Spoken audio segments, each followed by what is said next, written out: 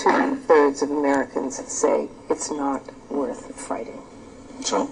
So? You don't care what the American people think? You know what? Wow. What's happening, y'all? I'm back again. Let's look at that word he just said. So. Wow. Oh, he said, so what? He should have put what at the end of it. So what? So what about the war? So what about American lives being lost for this fodder of a campaign? So what? This guy has made probably trillions of dollars off of this war. Oh yeah, that's right. He still gets compensation from his company Halliburton. I believe it's $3,000 a week. But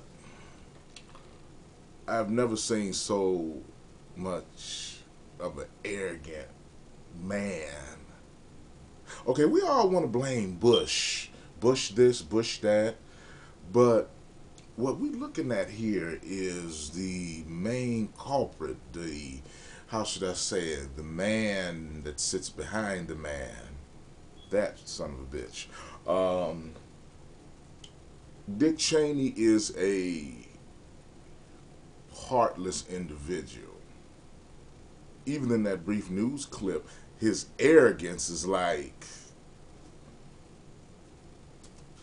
just unbelievable. He doesn't care about nothing but war, because men like him profit from war. You got Halliburton, Lockheed Martin, Boeing, Carlisle Industry. You have, just to name a few, these people benefit off of war. And in my last segment, I talked about corporate welfare. Well, these companies get no bid contracts. Okay. Oh, let's Blackwater, but that'll be another day. We'll talk about Blackwater. But these war profiteers needs to be driven out of the country. They need to be driven out of business, period, because their whole creed is to make war so they can profit off of it at our expense. Now, as of late, a certain senator has been getting beat up in the press, but this guy here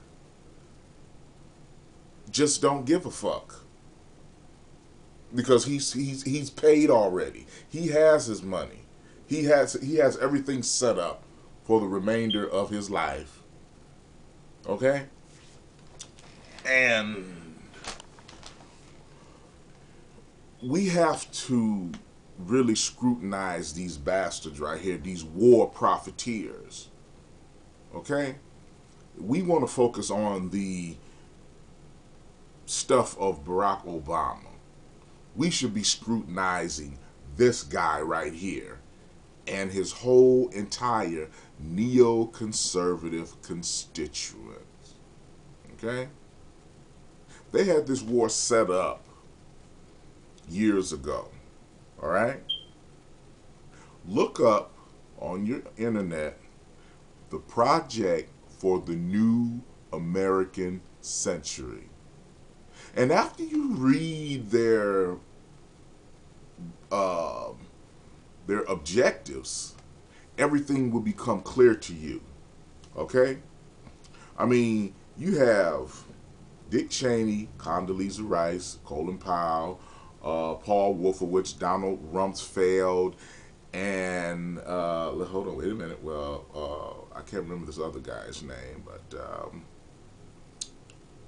they knew what they were doing. They had this shit planned from the jump, and they used 9/11 to try to go over here and rape these Iraqis of their resources.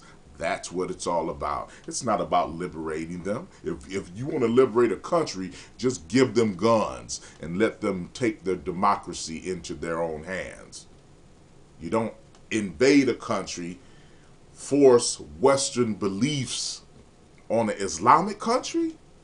That's insane. But it wasn't about liberating Iraq. It was about liberating them from their resources. But I'm not going to keep you guys long.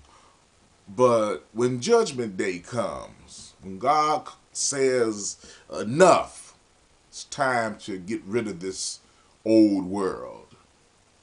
When these men go to hell, George Bush and Dick Cheney, they're going to be sitting in the VIP section of hell. Okay? They're going to be reserved seating for the neoconservatives. Because what these guys have done was outright murder, crimes against humanity. But you won't hear Fox News criticize them. You won't hear mainstream media really digging into the illegal affairs of the neoconservatives. Remember that, neoconservatives. I need y'all to remember that and research that.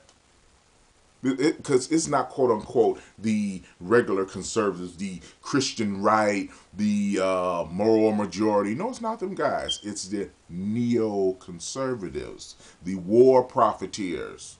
They hijack the election. They hijack the media.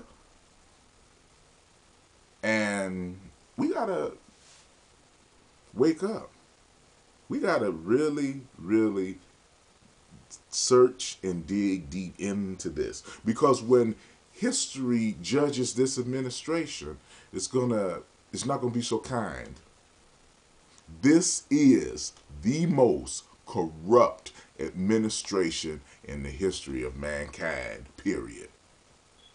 And with this election, we have a chance to rectify that. So whoever watching this YouTube video right here, you need to search into your heart.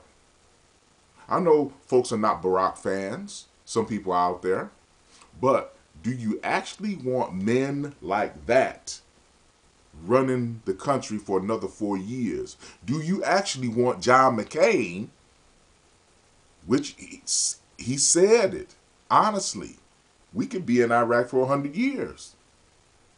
Do you want that? Do you want it for your kids and grandkids? And right now, America's being tested. Are we willing to put our racial differences aside? We'll see what's up. Y'all hit me up with some feedback. Bless y'all.